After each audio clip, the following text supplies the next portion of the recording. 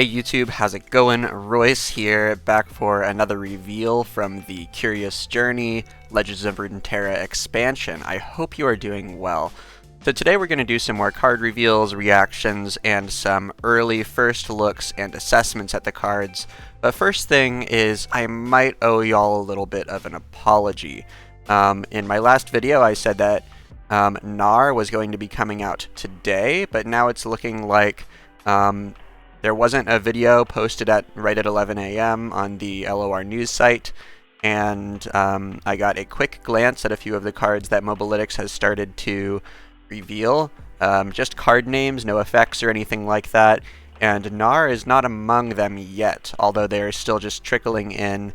So if Gnar doesn't come out until tomorrow, I'm sorry, but we will discuss him whenever that does happen. Alright, without further ado, let's get right into the reveals and start talking about these cards. I'm going to go ahead and switch tabs here over to the Mobalytics page. Okay, so it looks like we have all 7 of our cards here, so let's start talking about these. Oh! I was wrong! Gnar is here! Gnar is here! That's weird, there wasn't anything on the news site, I don't think. Let me double check that. Yeah, still nothing over there. Tried clearing the cache and everything, so maybe there's no Gnar video. That's pretty weird. But nonetheless, let's actually start talking about this. That's exciting. So I might need to go in like that. Okay. Hopefully y'all can see that. So Gnar is a 4-mana 4/3 Bandle City Freljord. Okay, I was wondering if Gnar was going to be a Freljord champion.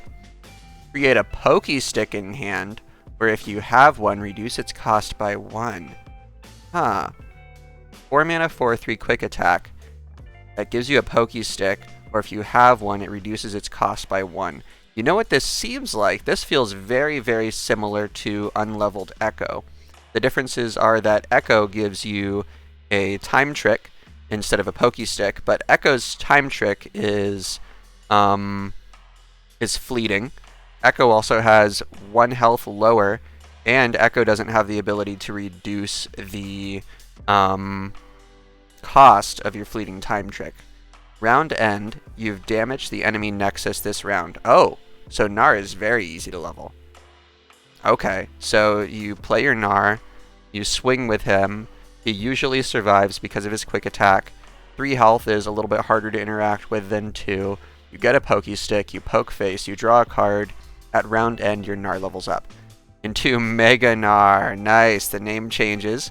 Alright, and yeah, it's not just your typical level up of +1/+1. No, this one is +2/+2. Now Gnar has quick attack and overwhelm. Okay. When I level up, grant the strongest enemy vulnerable. Round end. If I've seen you start the round with the attack token, transform me back into Gnar. Interesting. Interesting. Okay, so this champion is going back and forth, back and forth. So the unleveled one gives you a Pokey Stick. If you ever damage the enemy nexus, you get Mega Gnar instead. Mega Gnar is a 4-mana 6/5 quick attack overwhelm that when I level up, grant the strongest enemy vulnerable. So notably, like, is it impossible to play a Mega Gnar from your hand? Do you have to play it as a Gnar and then it transforms? I'd have to more thoroughly consider that. So the little Gnar is helping you maybe push some damage with Pokey Sticks, draw some cards, maybe clear the board a little bit with those Pokey Sticks, but you can't clear the board with a Pokey Stick. You can't use it on units unless you've also dealt damage otherwise. And then the Mega Gnar is helping you push through damage, control the board in a more major way, granting the strongest thing vulnerable. At 6 power, usually Mega Gnar, but not always, Mega Gnar will be able to interact with the strongest thing and take it out. And then at round end, if I've seen you start the round with the attack token, transform me back into Gnar. Okay, so notably, Little Gnar, I'll call him Little Gnar. Let's see. Levels up at round end when you've damaged the enemy nexus this round. So if you do it when you have the attack token, you'll have the Mega Gnar all through your opponent's attack token. You'll have granted one of their units vulnerable, but you can't do anything with that yet. And these are very offensively oriented keywords here, quick attack and overwhelm. So you have to last through a whole round where the opponent's attack token, where the opponent has the attack token and you have a 5 health unit that you need to protect. And round end, if I've seen you start the round with the attack token, transform me back into Little Gnar. Okay, whether or not Mega Gnar gets to strike, whether or not you actually deal combat damage. So I think typically, actually, you would prefer to level up Little Gnar into Mega Gnar on your opponent's attack token. So I can see you pretty frequently just trying to keep Little Gnar alive through the opponent's attack token, Pokey Stick on the opponent's attack token, transform into Mega Gnar on your attack token, get that instant value, and then transform back. On the other hand, Little Gnar is harder to keep alive. Like he's even more fragile, just 3 health. So this is going to be really tricky. You're going to have to time those Pokey Sticks properly, time your other damage properly, to make sure that you are leveling up Little Gnar, or I guess leveling down Mega Gnar, although you don't have a choice of that one, when it is most appropriate. Very interesting, and I'm curious to see if there's more transform synergy coming. Okay, 3 mana. Let's move on to our next card here. Let's keep it going.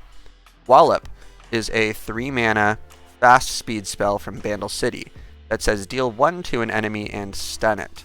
Okay, so this is most easily comparable to Concussive Palm, and also there is another Ionia card where you can stun an attacking enemy. Now notice that this enemy does not have to be attacking, and notice also that it deals some damage to the enemy, but also this one costs 3. So compare it to Concussive Palm where you get a 3/2. I think getting a 3/2 is generally better than dealing 1 damage, especially because dealing damage to an enemy is kind of redundant with stunning it. It's not really something you care too much about pairing together. Dealing damage to it implies you want to kill it, or you want to kill it at some point. Stunning it sort of puts off the inevitable. So I guess it can help you stem the bleeding and also work towards a kill somewhat, but it's just an awkward combination. I'd like to see what this is meant to be paired with, if possible. When I level up, grant the strongest enemy vulnerable. I wonder if this is Gnar's champion spell. Can we see that here?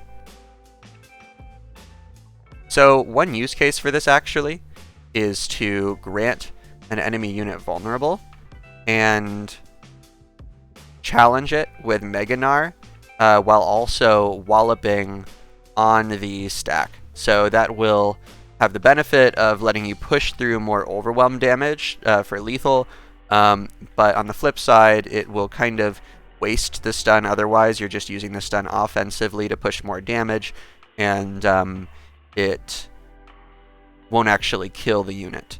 So if Wallop is Mega Gnar's champion spell, which may be the case, considering it actually has Gnar in the card art, this is definitely a closer. I think it's in a pretty awkward spot otherwise, but let's look at the rest of the set here. So I'm going to move these over so you can see them properly. Okay, we finally have the Minitee. It finally arrives. It's not just part of Minimorph anymore. Minitee is a 7 mana 6/6 with round end. If you've damaged the enemy nexus this round, transform me into Megatee. So the typical thing here. Also, it is an epic, so I'm expecting a little bit of jank, but who knows? Maybe it'll be powerful. But yeah, 7 mana 6/6, very understated for the cost. You would expect like an 8/8 at least for that mana cost. But let's look at the Megatee. Megatee, 7 mana 8/8 with impact. Okay, so it hits that vanilla stat line that I'm looking for. So far, it is okay if you could just play this for 7 mana. Round start. Transform the strongest enemy into a 3/3 Minitee and silence it. It can't block. Okay, and that's permanently. So, in other words, let's see, does this transform at round end? Yes, it does. So, in other words, this is a 7 mana delayed Minimorph. So, you pay 1 more mana, and you have to spend unit mana. You can't use spell mana. That's very important. And it can be hard to kind of push through damage when you also have to play something for 7, so you've got to get through damage like with another impact unit or something. But nevertheless, for 1 more mana and using unit mana, you get a 6/6, or sorry, an 8/8 plus impact worth of stats. That also is going to mini morph at least one thing, and that thing can't block. Now the can't block doesn't matter immediately. That doesn't matter for the first transform, assuming that you're actually leveling this on your own attack token, which will more often than not be the case. Interesting. So, what could we compare this to? This is kind of like a Viego, right? So Viego will either steal or kill the strongest enemy unit, depending on if it's a follower or a champion. And this one instead will transform it into a 3/3 Minitee, silence it, and it can't block. So this is like a little bit worse, I would say, than a Viego. Yes, sometimes it's better to mini-morph something than it is to mini-morph something than it is to kill it. Sometimes things will have a last breath effect or something like that. Sometimes you also just sort of won't want them in the opponent's death pool if it's something like an Anivia. But nevertheless, this can be kind of thought of as like a follower version of Viego, right? That is easier to level up. 7 mana, 6/6. Okay. Now I'm seeing the importance of, I think it was called Chief Yak Attack from yesterday, healing those transformed units. By the way, another aspect of Chief Yak Attack that I didn't know about is it counts for champion transformation, so that definitely adds some flexibility to it. I still don't know if that card's very good, but okay, how to assess this Minitee thing? So it's a major tempo loss at first, and it is pretty susceptible to disruption, although if you're getting in that damage by open attacking, the opponent may go below their own mini-morph or vengeance or something like that. By the way, if this gets mini-morphed or vengeanced, it feels bad, but not terrible, I would say. You're going kind of even on mana, or like a little bit below even on mana. So that feels bad, but not awful. Another thing that makes this Minitee and Megatee worse in one way than Minimorph itself is obviously this isn't targeted. It's always targeting the strongest thing. So sometimes against like Darkness, you might prefer to Minimorph their Veigar, but Veigar will be very rarely the strongest thing on the board. So this is a board control card for like an opponent deck that relies on a lot of beaters. Like this is for Pantheon. This is for it'll Minimorph a Cannon. I guess that doesn't feel very good. This is for like Viego. This is for hopefully an unleveled Viego. I don't know how the round start effects would play out. This is in a very interesting spot. I feel like this is stronger than most epics, and I just love the card. I love the design space. I love that mini morphing is almost becoming like a keyword that's becoming a recognizable effect that we can all relate to. So very eager to try Minitee and Megatee, but it's hard to assess right now. Alright, 4 mana, Bandle City spell, Primal Strength, Burst Speed, grant an ally +2/+2 and impact. So you're granting. It's getting +2/+2. Alright, so that right there, compare that to like a Stance Swap, for example. A Stance Swap is a slow speed spell, but it's 1 mana less, and it also grants +2/+2, and it also has flexibility. That's not the best comparison. You can compare this to Fury of the North, which doesn't usually get run right now. Fury of the North is +3/+4, but it's not a grant. You're also giving the ally impact, so this is going to be a combat trick that you want to pull out on the offense, preferably. So more like an Absolver than a Sharp Sight.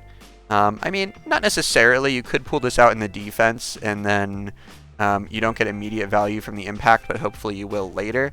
I think that this is most valuable, of course, on the offense when you can surprise the opponent and get in for damage and trigger that Sejuani, trigger that Gangplank, that Udyr, activate your transform cards by surprise. This does cost 4 mana, so it's not impossible, but it's kind of difficult to pair with a Minitee and Megatee. Yeah. Interesting. Frankly, I don't think I would run this. Grant is nice sometimes, but I think it's often overrated. On combat tricks. On combat tricks, the goal is usually to keep that unit alive through that battle. And giving the card impact as well is important, especially for this archetype where you're trying to transform your cards and get in for some like sneaky damage. But in a class where you can already run things like Pokestick, and you're already running things like Gnar, which is generating these Pokesticks, I think that this is just a pretty expensive cost for a not too premium effect of pushing 1 when that's not that hard to do. And here we do confirm that Gnar's champion spell is Wallop, so I still maintain that the main benefit of this, especially since this 1 damage has to go towards a unit, not towards the face, is to try to push some final damage with Mega Gnar. And it'll be a lot of damage, it'll be 6. So definitely some powerful closing power there. Overall, these transform cards are difficult to assess for me. I feel like, I don't know if Minitee and Megatee are the best so far, but they're definitely my favorites. They're definitely the cards that most make me want to play this sort of archetype so far. Let's see. How good is Gnar? Okay, well, what does Gnar pair with? There's a question as well. There have been some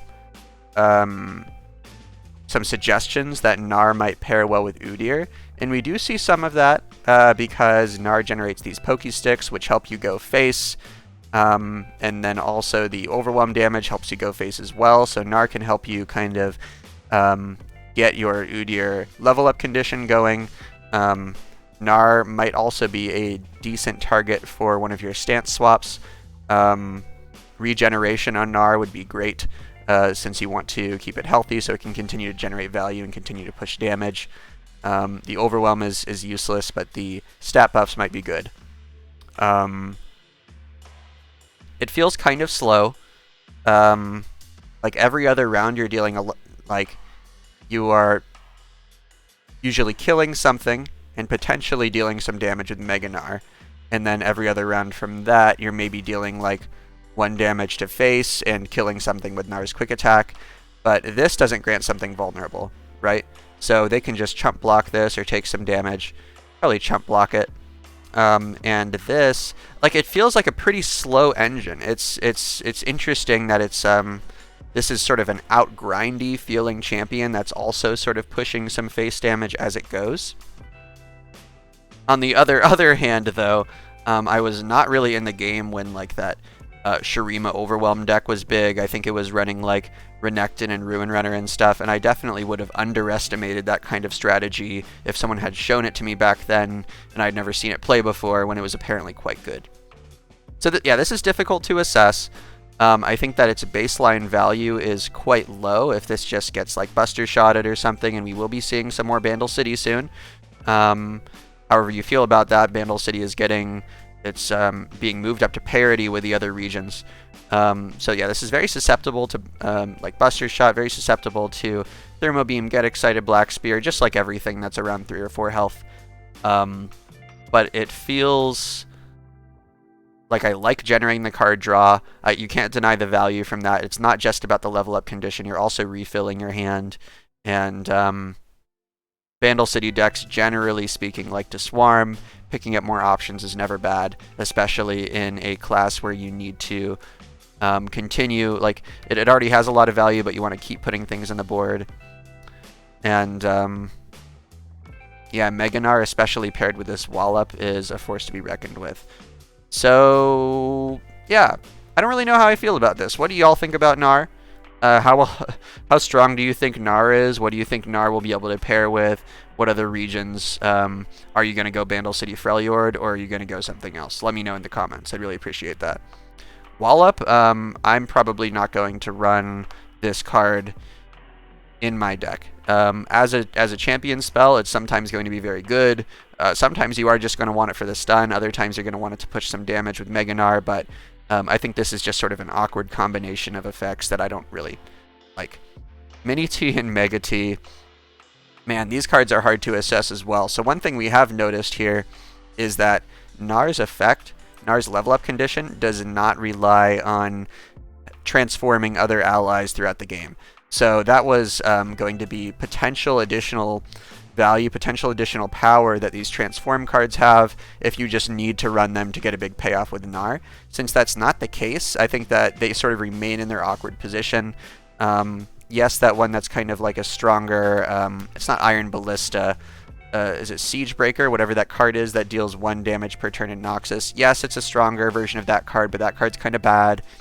I think people are slightly overrating the, not necessarily the ease of transforming the Bandle City transform cards, but they are overrating the inconvenience of not being able to use like their impact and their high power levels and stuff until like 1 or 2 rounds in the future, assuming that they are leveling at the round end on your attack token round.